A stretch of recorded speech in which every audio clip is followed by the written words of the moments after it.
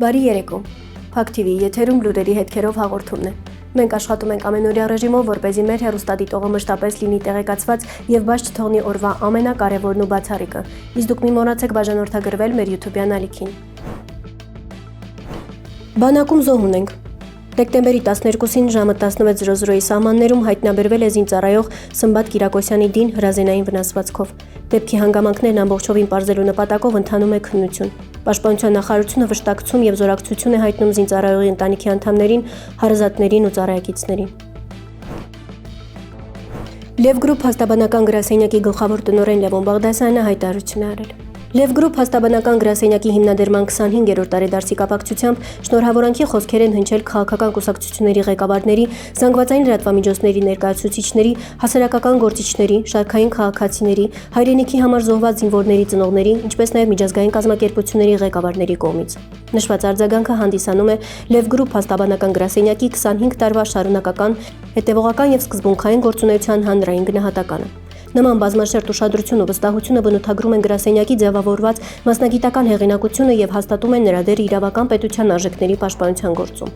Առանձնահատուկ կարևոր է արձանագրել, որ հնչած արձագանքները վկայում են հասարակության խորքային պահանջի մասին ուղղված օրենքի գերակայությանը, իրավունքի պաշտպանությանը, օրինապաշտ քաղաքացու գիտակցության ձևավորմանը եւ արդար ու իրավական հասարակության կառուցմանը։ Լև գրուպ հաստաբանական գրասենյակը իշխորին երախտագիտություն է հայտնում բոլոր այն անձանց եւ կառույցներին, որոնք իրենց բարեմաղթանքներով եւ գնահատանքով վերահաստատել են գրասենյակի գործունեության նշանակությունն ու հանրային վստահությունը։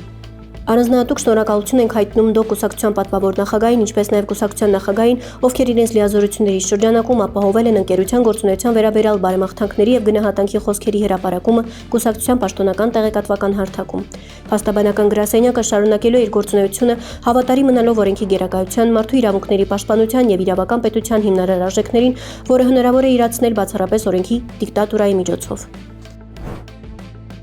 Բաքվում կայացել է արցախցիների բռնի տեղահանումից հետո Ստեփանակերտում մնացած վերջին բնակիչներից մեկի Կարեն Ավանեսյանի գործով այսպես կոչված առաջին դատական նիստը։ Ավանեսյանին մեղադրում են ահաբեկչության եւ առանձնապես ծանր այլ հանցագործությունների մեջ։ Ստեփանակերտի նախկին բնակիչները նրան նկարագրում են որպես մտավոր խնդիրներ ունեցող միայնակ, ոչ ագրեսիվ անձ, ով երկար տարիներ հայտնի էր որպես կատուներին կերակրող։ 2024 թվականի սեպտեմբերի 14-ին Ալիևի այցի ժամանակ ադրբեջանական ուժերը կրակեցին Ավանեսյանի վրա եւ ձերբակալեցին։ Ներքին գործերի նախարարությունը հայտարարեց, թե նա փորձել է մոտենալ պաշտոնական միջոցառմանը հրազենով, դիմադրել է ձերբակալությանը եւ իրավորվել հակադարձ կրակոցից։ Ըստ ադրբեջանական մամուլի Ավանեսյանի մոտ եղել է իբր Կալաշնիկով ինքնաձիգ, փամփուշտներով լի 4 փամփշտատուփ, ինչպես նաև 5 նռնակ։ Մարդու իրավունքների պաշտպան Գեգամ Ստեփանյանն ու իրավապաշտպան Արտակ Բեգլարյանը համոզված են, որ այս միջադեպը բեմադրված է։ Այս ողջ պատմության մեջ մի բան հստակ է. Ադրբեջանի իշխանությունների հակահայկական քարոզչությունը շարունակվում է, իսկ նպատակը նույնն է՝ համոզել միջազգային հանրությանը, որ Ղարաբաղի հայերը վտանգավոր են եւ որ բոլորը լինի դա ծեր, կին, երեխա թե մտավոր խնդիրներ ունեցող անձ, թիրախավորվում են որպես ահաբեկիչներ ու սեպարատիստներ։ Հայ իրավապաշտպանների խումբը դիմել է Մարդու իրավունքների եվրոպական դատարան, հրատապ միջանկյալ միջոցներ պահանջելով, ինչը բավարարվել է։ Թեև Ավանեսյանը Ստեփանակերտում մնացել է ինքնակամ եւ նրան չեն կարող դասել ռազմագերի կամ պատանդի կարգավիճակին, սակայն կան լուրջ հիմքեր պնդելու, որ նա քրեական հետապնդման է ենթարկվում էթնիկ պատկանելիության հիմքով։ Կարևոր է շարունակել այս գործը, պահել միջազգային իրավական համայնքի ուշադրության կենտրոնում։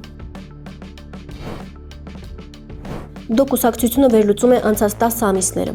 Վարդան Ղուկասյանի ձերբակալությունը որքան էլ առաջին հայացքից ծանր երևար, իրականում չվնասեց նրա հեղինակությանը։ Ընդհակառակը այդ գործընթացը մարդկանց աչքերում ավելի ամրապնդեց նրան որպես սկզբունքային արդարության համար պայքարող առաջնորդի։ Ժողովուրդը ավելի պարզ տեսավ, թե ինչու էր տեղի ունենում այդ ամենը եւ ում էին փորձում լռեցնել։ Այս ամիսների ընթացքում ժողովուրդը ցուցադրեց անսահման վստահություն։ Մարդիկ ամեն նիստի օրը սպասում էին մեկ բանի՝ տեսնել Ղուկասյանին ազատության մեջ։ Նրանք վերջին պահին անգամ չէին կասկածում իրենց առաջնորդի ուժին եւ ճշմարտությանը։ Այդ անդավաճան հավատքը դարձավ շարժման պողպատե հիմքը։ Մեր թիմը անցավ հսկայական ճնշումների, անարդարությունների ու փորձությունների միջով, բայց չդադարեց պայքարել։ Փաստաբանները օր ու գիշեր աշխատեցին, որպեսզի Վարդան Ղուկասյանը որքան հնարավոր է շուտ դուրս գա ազատություն։ Յուրաքանչյուր նիստ որքան էլ դժվար մեզ ավելի էր համախմբում եւ դարձնում ավելի ուժեղ։ Այս ամիսների ընթացքում պարզ դարձավ, որ որոշ մարդիկ, որոնք ձևացնում էին, թե մեր կողքին են, իրականում աշխատում էին Վարդան Ղուկասյանի դեմ։ Նրանց հեռացումը ոչ թե կորուստ էր, այլ անհրաժեշտ մաքրում։ Շարժումը չի կարող ունենալ անկեղծ զարգացում, եթե իր ներսում կան մարդիկ, որոնք ծառայում են այլ շահերի։ Այս փուլը ցույց տվեց, ով է իսկապես նվիրված եւ ով ձևական։ Այս 10 ամիսը մեզ սովորեցրեց մի բան. ուժը չափվում է ոչ թե հանգիստ ժամանակներում, այլ փորձությունների պահին, իսկ մենք այդ ճանապարհը անցանք արժանապատվորեն, համախմբված, մաքրված եւ ավելի պատրաստ հաջորդ քայլերին։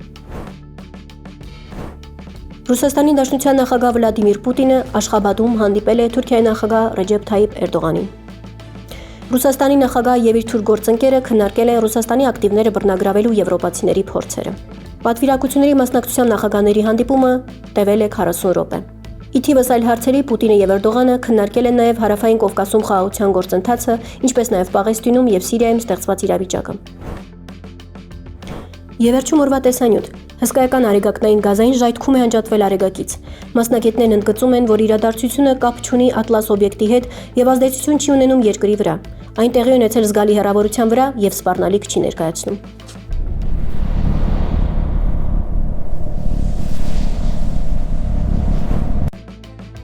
Այսօրվա համար այսքանը։ Իսկ դուք շարունակեք մնալ Փակ TV-ի հետ, լուրերի հետքերով եւ մի մոռացեք դառնալ մեր YouTube-յան ալիքի բաժանորդը։